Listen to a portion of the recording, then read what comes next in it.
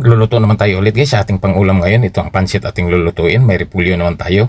Ating salita guys, ating alo-aloin kasi nga baka lang mahirapan tayo sa tumang kalisod. Ito nga ang ating lulutuin. Ang ating pansit, ito naman ang karne natin ginagayat. Atin naman itong niluluto siya. Una guys, itong ating ginahalo natin.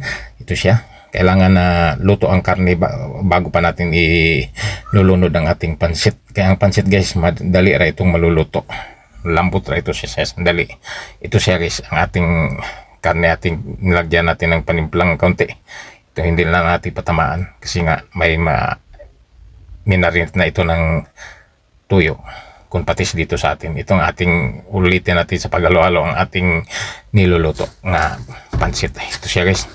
Atin na itong lagyan ng biyon. Pansit biyon ito guys. Hindi ito Mickey.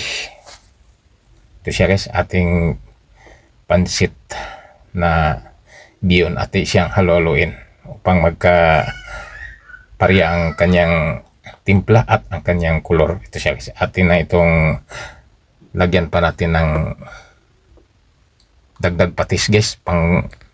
Pakulor sa ating pansit. Mas masarap ang pansit kapag medyo mapula. Ito na siya guys, sa ating lagyan natin ng carrots.